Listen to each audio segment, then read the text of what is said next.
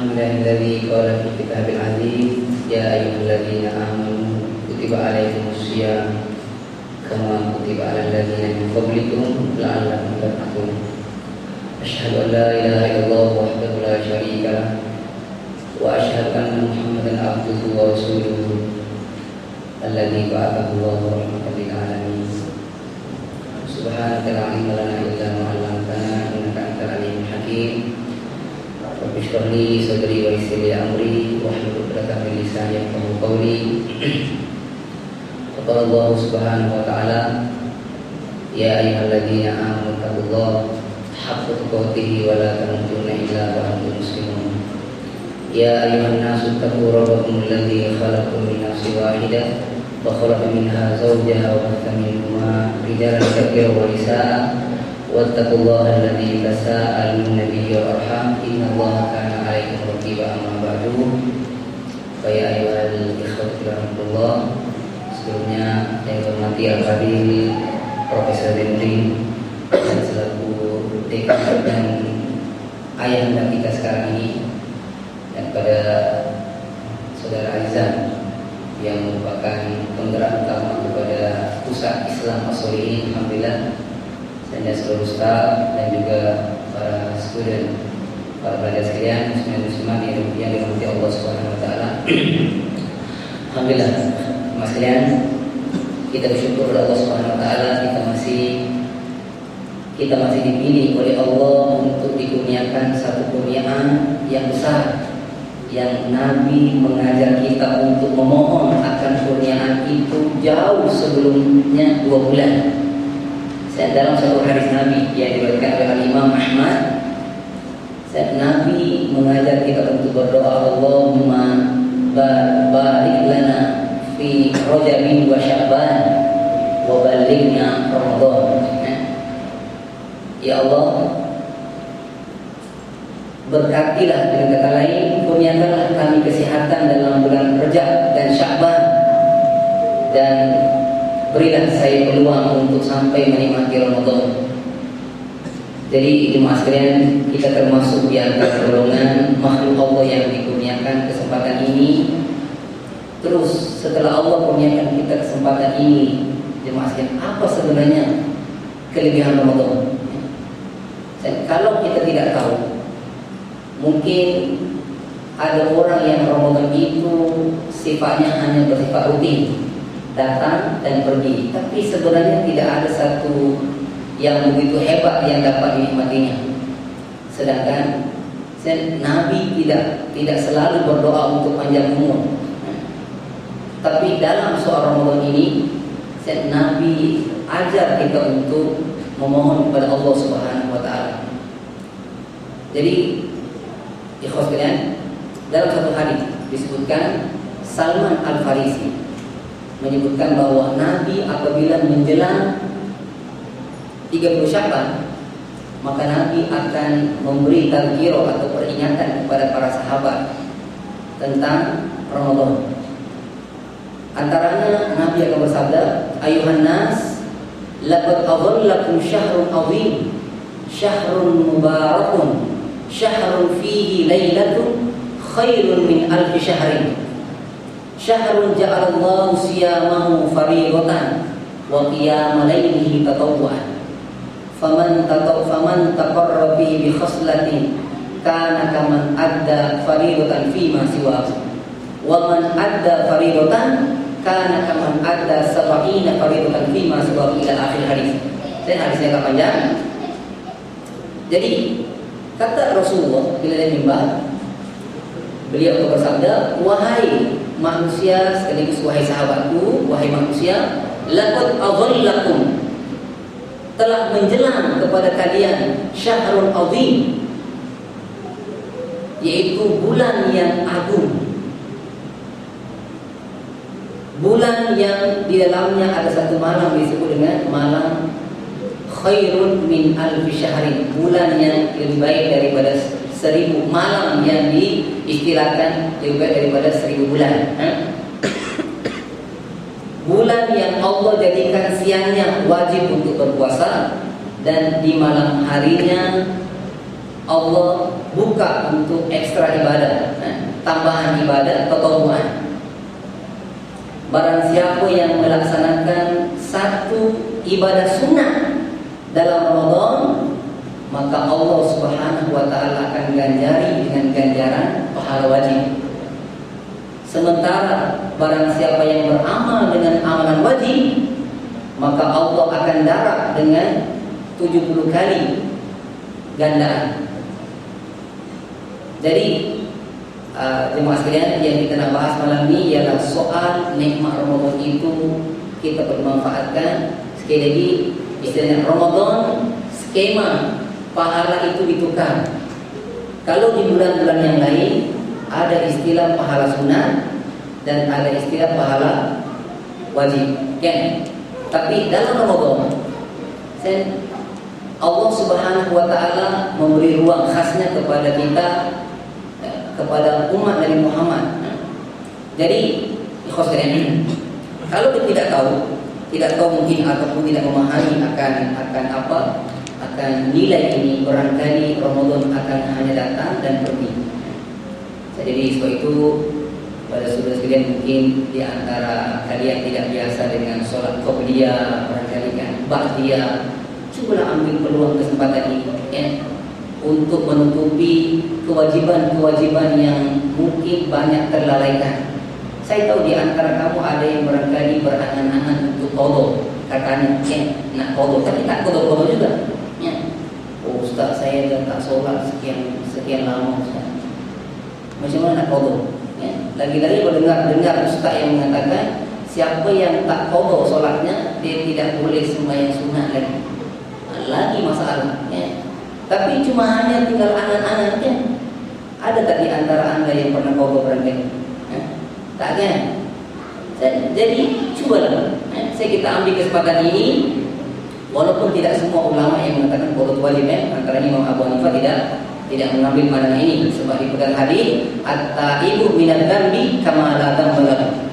Orang yang sudah bertaubat daripada kelalaian solat, maka jangan biar yang pergi, yang berlalu itu serah pada Allah. Kita gunakan tiket ke maha pengampunan Allah Subhanahu wa taala. Jadi sahabat sekalian, itu mungkin yang paling penting untuk kita coba manfaatkan. Walaupun Qardawi mengatakan la takun ramadhaniyah wa kunu rabbaniyah.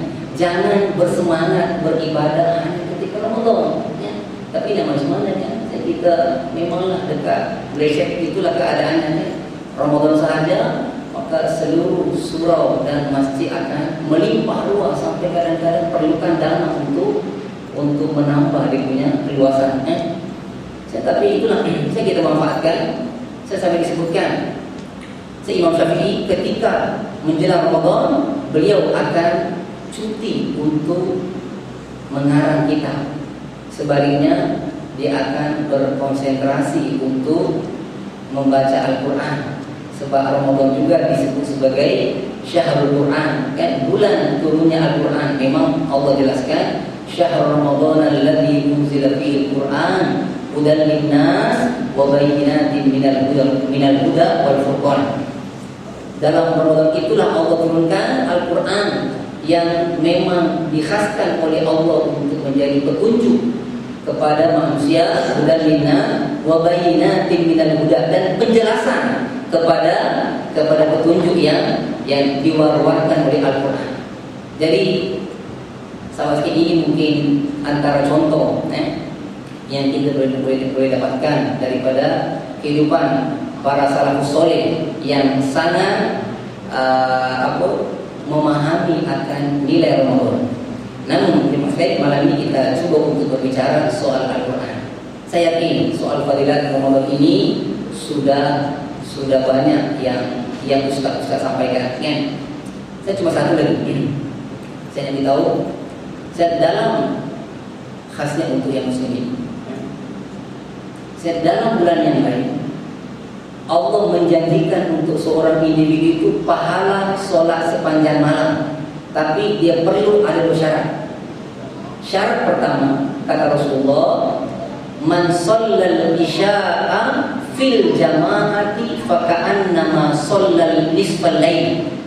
Barang siapa yang sholat isya berjamaah, maka dia diibaratkan sama seperti seolah-olah dia sholat separuh malam.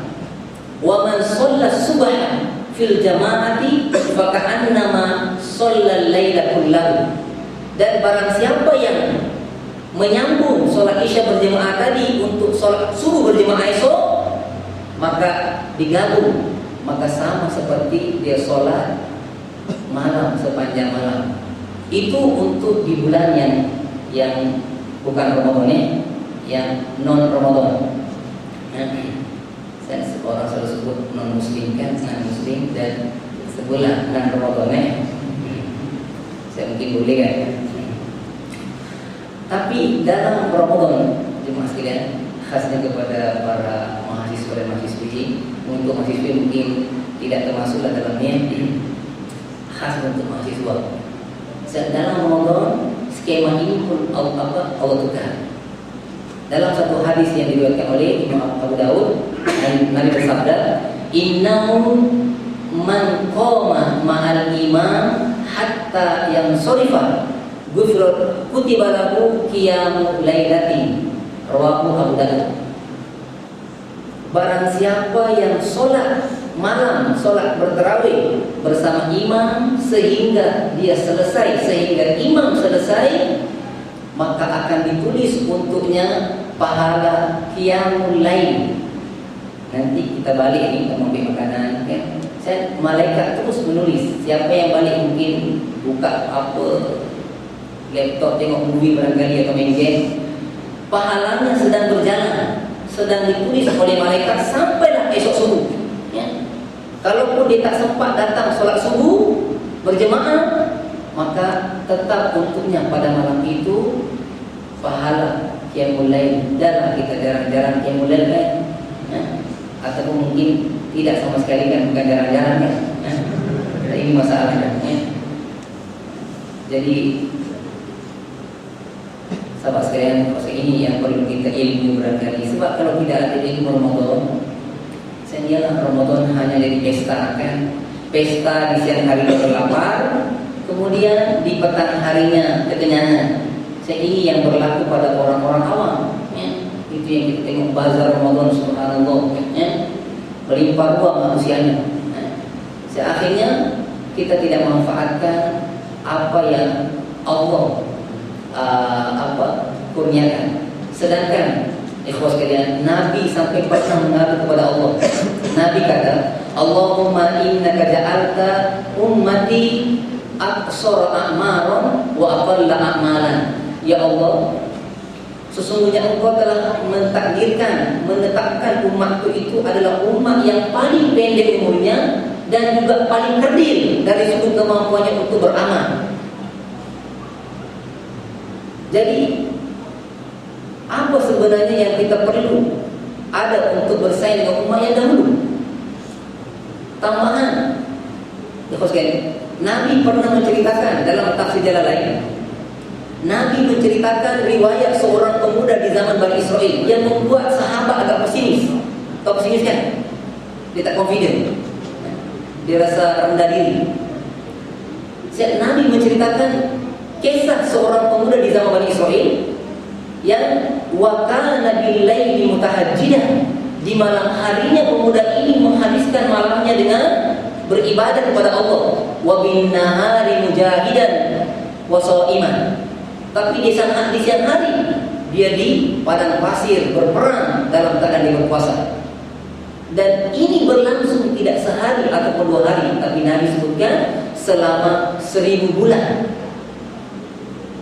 Aktiviti ini telah dilaksanakan oleh pemuda Bani Israel ini. Maka jadi ikhwas sekalian, sahabat sekalian, membuat sahabat yang mendengarkan ini, ya Allah, dikata di mana kita dengan umat-umat dahulu. Akhirnya Allah Subhanahu wa taala turunkan surah Inna anzalnahu fi lailatul qadri wa ma adraka ma lailatul qadri. Lailatul qadri khairun min alf syahri. Jadi sinilah apa istilah asbabun nuzulnya.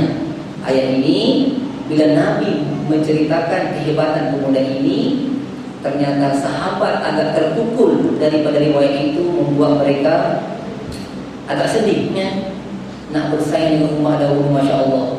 Maka rupanya dengan pendeknya umur yang Allah kurniakan kepada kita dan kekerdilan tenaga yang kita ada untuk beramal, dan kadang-kadang baru dengar mercun tadi, Masya Allah, rumahnya naik, itu pun teriak-teriak jihad mari selamatkan Palestin, baru dengar mercun dekat tu dah macam nak mati jantungnya macam nak jatuh. Itulah kita tidak terdedah dengan keberanian, tidak seperti anak-anak Nuh di Irak, Nuh di Ambon, di Palestin, di Syria.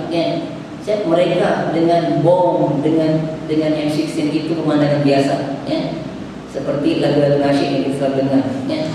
Ini kita tidak, sedangkan sebab itu kalau tak salah saya awal dia suruh untuk semua yang namanya laki-laki itu mesti berani sembelih ayam.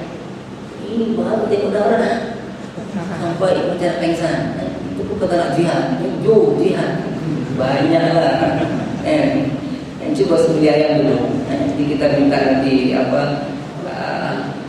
akhirnya Abdul Muin dengan akhir Azizan, cuba kita buat satu program.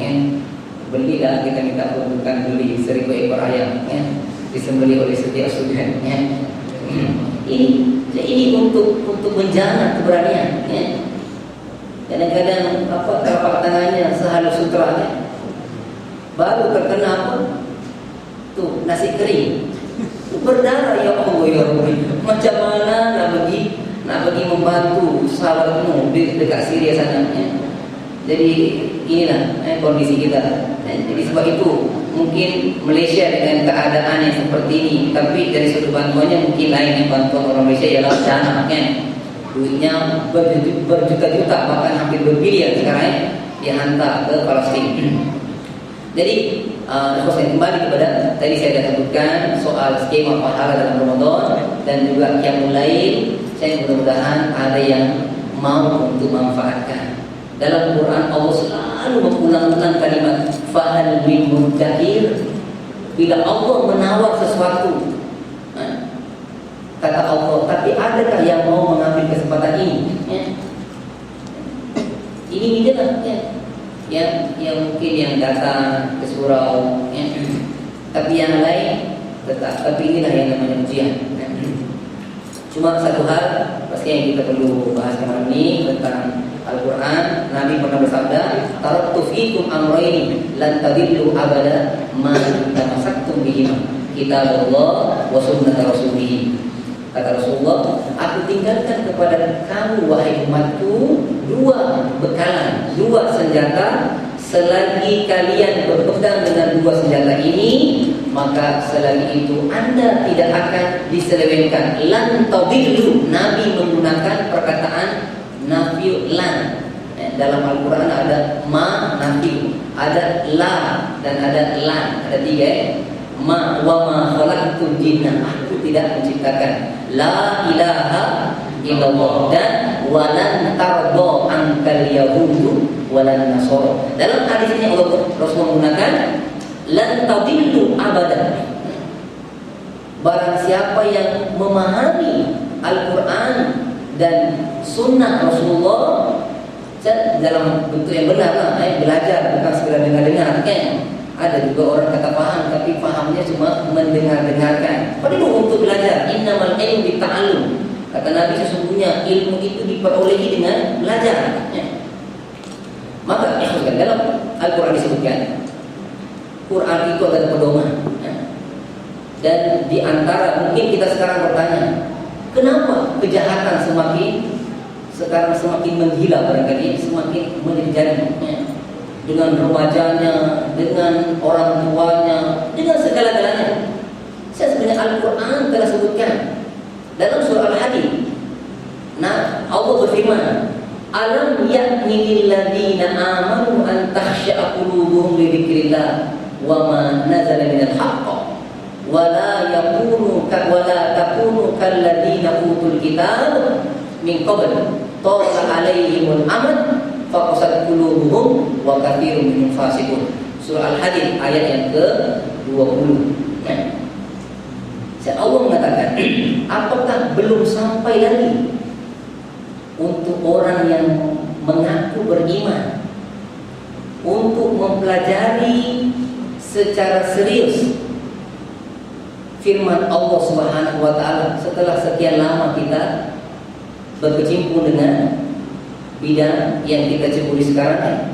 Ramai orang hebat dari sudut akademik, tapi tiba-tiba Quran tak boleh. Sayang sekali. Maka Allah tanya dia, wahai orang yang hebat akademiknya, apakah belum sampai lagi waktunya untuk kamu sekarang beralih pada Al-Quran? Setelah belasan tahun kita habiskan daripada tadika, kita masuk kebangsaan, kita masuk menengah, sampai kita masuk universiti, ya.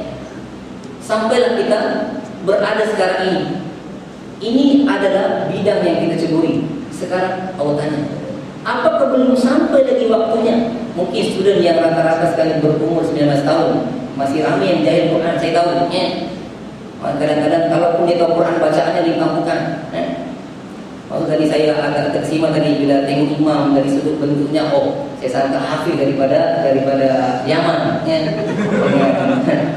Terus akhir saya tak bertanya Farid tadi, Farid ini student kan atau imam jemputan? Kita student, oh tak pernah.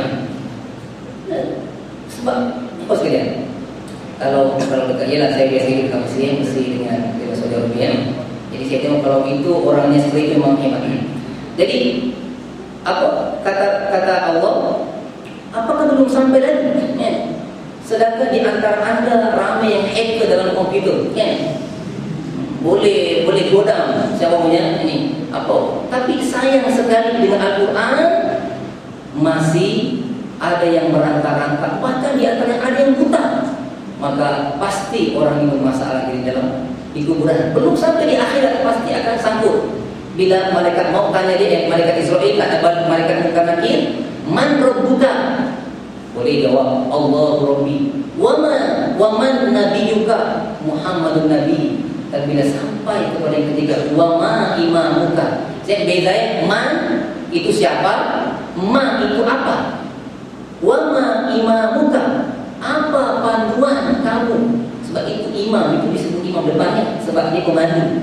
Sujud rukuk, ya. Mungkinkah lidah ini atau jangan lidah dikuncikan? Mungkinkah tangan ini akan menjawab di hadapan malaikat Munkar Nakir nanti bahwa Al-Quran imani? Kalau membacanya pun masih tidak mampu, naudzubillah min dzalik. Jadi Allah tanya, ikhwas sekalian, Allah tanya dalam Quran, kita rujuk dalam surah Al-Hadid, surah yang ke-56 ayat 20. Quran kan ada 114 surah kan? Mungkin sudah yang saya tahu lah kan? Daripada Al-Fatihah, Al-Baqarah, Al-Imran, An-Nisa, Al-Ma'idah, Al-An'am, Al-A'raf, Al-Anfal, At-Taubah sampai An-Nas duduk pada urutan surah yang ke-114. Al-Hadid itu duduk pada urutan surah yang ke-56. Jadi ikhwas sekalian, 27 maaf, 27 ya. Dalam ayat itu Allah mengatakan, apakah belum sampai lagi waktunya untuk kita sekarang ini beralih kepada ilmu yang silibus yang pernah digunakan oleh Nabi untuk menyelamatkan satu wilayah yang tidak ada harganya, ya. Wilayah Makkah, ya. Romawi dan Persik pun tidak mau menjajahnya sebab tidak ada apa yang diperlukan di sana. Sumber buminya terkontak, kan? Tidak ada apa penghidupannya, sumber manusianya. Mereka menikah dengan masyarakat jahiliyah, bodoh-bodoh. Tapi dengan silibus Al-Quran, ikhwas sekalian, dalam tempo relatif singkat 23 tahun, Nabi berhasil untuk mengangkat mereka menjadi manusia yang tersohor di dunia, bahkan dikagumi oleh Rom dan Persik pada saat itu. Jadi Allah mengatakan, wahai, kita lah secara khusus, wahai warga Mime, khasnya wahai mahasiswa Mime, apakah belum lagi sampai waktunya untuk kamu juga menjeling sedikit firman Allah Subhanahu wa taala? Setelah Anda tahu bagaimana kapal itu terapung, ya. Bagaimana buat kapal? Ya. Apakah belum sampai waktunya untuk menjeli pula sedikit firman Allah Subhanahu wa taala, "Wa ma nazala minal haqq." Apa-apa yang Allah turunkan daripada kebenaran dalam Al-Qur'an itu. Kalau tidak, wala takunu kalladzina utul kitab. Jangan sampai kalian mengikuti jejak orang-orang yang sebelum kamu yang juga mereka diberikan kitab suci, Taurat, Injil, kan? Pernah diberi. Tala alaihimul amadu. Mereka melalui penghidupan yang agak panjang di dunia, tapi tidak pernah mereka mau tahu apa itu Taurat, apa itu Injil. Yang mereka mau tahu apa itu, apa yang kami selalu baca, apa itu metro, apa itu utusan. Ini barangkali antara bacaan-bacaan ataupun mungkin yang dibidani. Saya pun tidak tahu seperti apa yang jadi bahan bacaan utama kami. Tapi inilah kata Allah, wala takunu kalladzina utul kitab. Jangan sampai Anda mengikuti jejak-jejak orang-orang yang pernah diberi kitab suci oleh Allah, tapi tiba-tiba kehidupan yang lama mereka lalui, mereka tidak pernah tahu apa itu wahyu, apa itu pahala, apa itu dosa. Akhirnya apa yang akan berlaku? Qasat qulubuhum. Maka jadilah hati-hati mereka hati yang membatu keras, tidak mampu dipulihkan dengan hanya nasihat, ya. Banyak hukuman tapi tak mampu untuk diatasi, ya. Sebab bila hati keras, bila hati anak-anak muda keras, ikhwas sekalian, apa akibatnya? Wa katsirun minhum fasiqun. Maka akhirnya akan melahirkan para penderhaka, para samsing yang sampai berani untuk emaknya dengan engeknya semata-mata minta 10 ringgit untuk pergi tengok bola kat ibu. Kurang ajar punya anak. Berani maki ayahnya, sebab tidak memberikan motor. Sejak punya ayah dia kata, Masya Allah, padahal ayahnya sampai tua, membesarkan dia, kadang-kadang OT ayahnya sampai tidak sholat, demi untuk anaknya. Tapi anaknya tiba-tiba besar, malah ini keadaannya. Jadi sahabat sekalian, ini sebenarnya kita imbangi apabila umat ataupun masyarakat ini hidup tanpa tahu apa itu wahyu, sedangkan wahyu berada di tengah-tengah kita, maka sangat disayangkan sekali. Jadi saya selalu beritahu untuk sebelum ini, kalau boleh sebelum Anda bergelar engineer, belajarlah Al-Quran. Ni siapa kita punya ni Al-Fadil Syekh Mu'in selalu membuka rumahnya untuk belajar. Tapi kalau kamu tak belajar juga dan jadi engineer, maka sangat berisiko tinggi. Kenapa? Saat itu egonya sudah besar.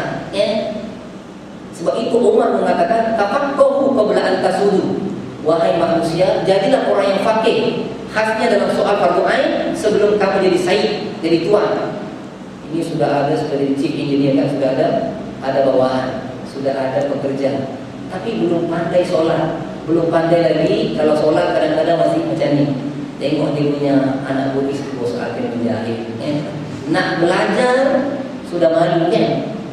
Saya selalu pesankan, sudah sekalian, sebelum sungguh, sebab kamu sudah akan ke sana, akan pasti bergelar engineer nanti bila lepas dari engineer perkapalan, Tapi kalau Al-Quran tidak boleh, maka saya dulu pernah mengajar satu kapten dekat Manjung, sekarang tak ada. Dia sampai merayu dari Ustaz, saya dah haji, kalau saya boleh haji tiap tahun Ustaz, saya dah puasa, dia kata, saya dah solat, tapi Ustaz saya tak haji Quran Ustaz. Allah, saya kata Tuan Haji siapkanlah waktu bila Tuan Haji boleh belajar. Dan dia ambil waktu Isya, dia siap bawa dulu pakai recorder dulu. Saya ada start alif sebelum saya bawa ini ikro, supaya makhrajnya boleh alif, ba, ta, ta. Dia rata. Itu tak apalah, dia masih boleh menurunkan egonya, Seorang kapten yang selalu tuan, masih boleh melihat seorang yang mungkin dipercayai. Dia bisik saja, dia dekat dia macam enggak saya punya bau, rupanya dia nak mengadu. Saya tidak alhamdulillah sekarang saya dengar dia dah ikut tadarus. Alhamdulillah.